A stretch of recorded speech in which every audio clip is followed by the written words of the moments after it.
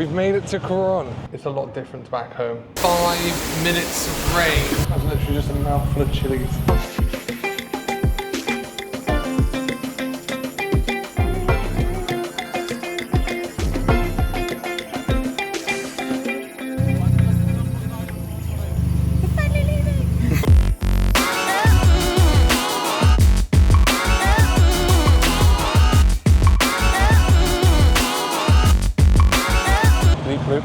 We've made it to Coron.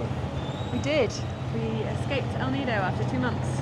Yeah. Finally hopped onto the boat after having a week in El Nido to sort our affairs out, and met some amazing people who went on a boat tour with and actually did some touristy things, which was great.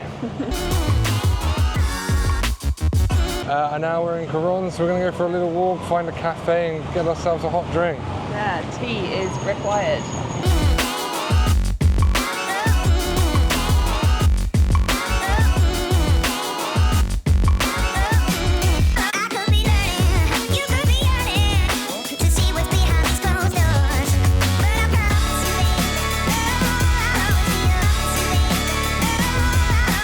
So we've been here for 2 months now in the Philippines. Almost exclusively in El Nido, but not quite. We did a couple of little trips out. Yeah, I mean, we spent 8 or 9 days in Puerto Princesa, and we've spent a long weekend in Tai, but ultimately we were just in El Nido. El Nido is quite expensive, and I don't think it's worth staying there for any longer than about 4 or 5 days if you were just to go for traveling and holidaying. Initially, it's a pretty cool place. It's got like a beautiful scenery and everything everywhere. It's worth visiting, definitely. There's a lot of cool bars and restaurants and stuff. But the prices are kind of mental. Yeah. And but you can find the local spots which are more cheap and cheerful, I guess. Or even the ones that looked like they were local spots were still charging pretty touristy prices. Yeah, I mean, obviously it's been quite a bit of an adjustment coming over here. Like, it's a lot different to back home, obviously. In many ways. Yeah, we arrived when it was pretty much the hottest summer they've ever had. That was brutal. Thankfully, the rains came after, what was that, 3 weeks? Somewhere there, yeah. And that's made a big difference. Helped to cool it down generally, and like soak the earth, which was needed. I think the hardest adjustment has been health-wise for me. Yeah, fair enough. It's quite like hit and miss with water quality in particular. Yeah. And that can have quite a big impact on your stomach and stuff. Yeah, it really can. Also, just the sheer amount of water you need to drink to stay hydrated, especially when you're like my size, is kind of staggering, really. Yeah, and then you need to be careful of not flushing out the salts, isn't it? So yeah. Noodle soups. Definitely help. Definitely the best staple to have. I think the food in the Philippines gets a bad rap from outside of the Philippines, but actually there's quite a lot going on here, like in terms of food. Their like traditional dishes are really tasty, and we're starting to see more and more sort of, what would you call it, like artisan chefs cropping up all over the place for local cuisine. There's been occasions when it's been a little bit too fishy for me, but like most of the time it's delicious. The trikes are not very comfortable to ride in, for the most part. Well, in El Nido anyway, the roofs are very low, so if you're in the front, you have to like ride like this, and you see all the people that are riding them are all hunched over and like twisted and bent and stuff as well. But in Coron, we noticed it's already looked better from that point of view. A lot of the trikes are so very noisy. We thought we might have to get some earplugs in order to just go in the trikes because they hurt your ears. Yeah, that is actually a recommendation. And like the boats and stuff, a lot of them, anything with motors, not always, but a lot of the time, is incredibly loud. You know, vehicle noise aside, in certain spots it can be incredibly loud, whether it's karaoke or cockerels or dogs or geese we had the other day. Yeah, geese, toads, toads and frogs. You know, there's just generally it is quite a noisy place in general. So if you struggle to sleep with noise, bring earplugs for sure.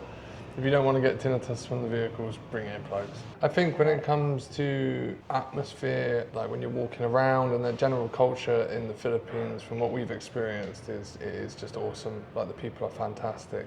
They're so friendly, they're so like open and just fun to be around. Basically, if you wanted to go out and enjoy yourself at night and you were traveling solo, you would have no trouble whatsoever finding a few like new friends to hang out with and have a few drinks with and stuff. Like the Filipinos absolutely love that. Especially if you like karaoke. Yeah, oh yeah. No problem at all.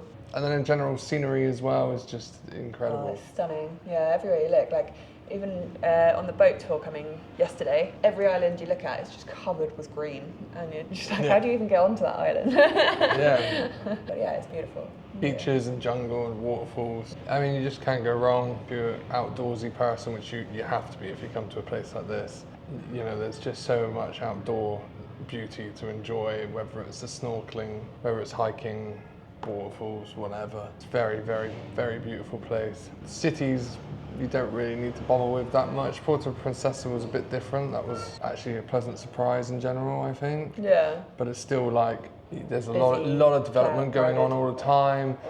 The infrastructure is lagging behind the demand, so there's a lot of instances of things like open sewers, which, you know, is quite an assault on the senses sometimes. Otherwise, like, the towns are generally pretty nice and really colourful. Yeah, which is lovely. I love a bit of colour. Yeah, like that beachfront at El Nido looks stunning. Yeah. We've accepted lifts from various locals, haven't we, a couple of times, which have been really nice and friendly. We got picked up in a big jeepney the other day when we were walking back with our stuff, and there's just some guys in the back who were enjoying their end of work with a few drinks, and they just scooped us up and dropped us into the town. It was really nice, and that's what I mean. Going back to like the culture here, it is very open, and people are very, very friendly and very helpful. It's just incredible. I love it. And for the most part, people generally speak English, so it's easy enough to get by, especially in the touristy spots. Yeah. In the touristy spots, so like you won't have any problem, I would have said. And again, it's that classic thing of if you learn how to say thank you and a few basic manners, it goes a long, long way. In Tagalog is salamat, and if you say po at the end, then it's just a bit more respectful. And kuya is a nice sort of informal way to say sort of like, hey dude, or hey fellow, guy, yeah, or hey friend sort of thing. Ate is the same for women. I was just thinking back to when we got a puncture on the motorbike and ended up us two getting split up. I went to the vulcanizer, that's it, down the road. I think if you're teetotal and you don't drink, you might struggle a little bit here, because it was expected of me to at least have one drink with them when I sat down. Because they're so friendly. They were offering me food and drinks and anything that I wanted, really, to make sure I was comfortable whilst they fixed my bike. And it cost pennies. You know, they basically said, like, whatever you feel like giving us. So I gave them enough money to basically pick up another 6-pack of beer or more, something like that. But they were really nice, really friendly guys. Yeah, and then when we got the tyre pumped up at the other place, they were like, I don't know, 5 pesos, wasn't it? Or something. Yeah, got the pressure topped up. Yeah, very friendly, very welcoming. Yeah, I'm keen to explore some more of the Philippines. Yeah, Coron now for a few days, and hoping to go do some lakes and other bits and bobs around here, maybe some hot springs and more snorkeling. And then we'll see from there. So we got 5 minutes of rain, and it looks like this.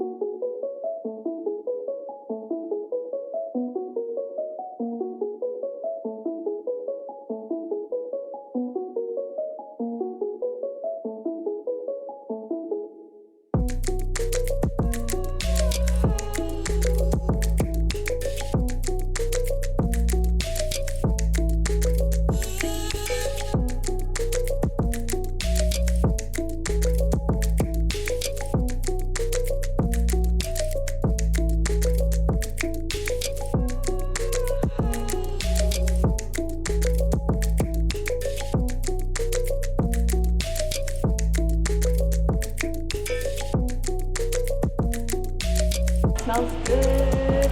Yeah.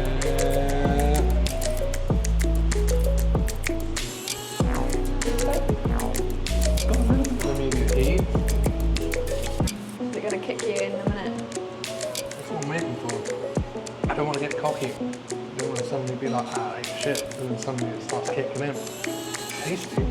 It's got like a nice, rich tomato chili flavour to it. It's really nice. Spin around for the instant reaction. It was all a trap! No, I'm joking.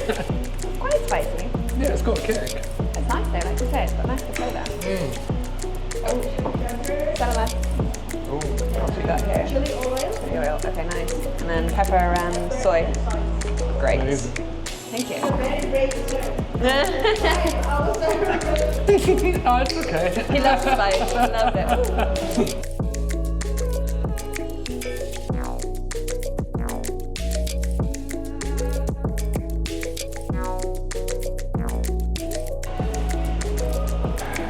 Way to do this.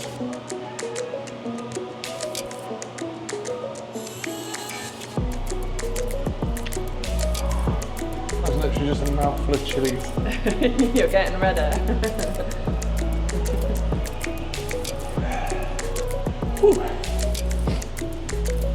How was that for you?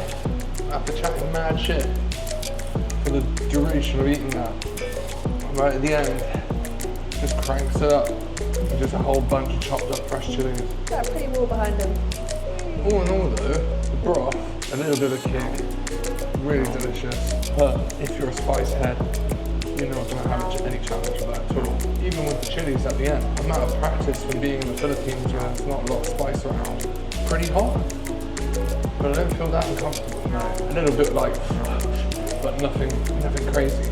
The spicy chicken, like from the, I forget what they're called, I think they're literally like the Spicy Chicken Company, and like the really famous spicy chicken noodles that you can get in the supermarket. Their hottest version definitely kicks the shit out of that. Oh really? Definitely. That had me dancing around our house looking for dairy and cheese and stuff when I first had a bowl of that. But that was delightful.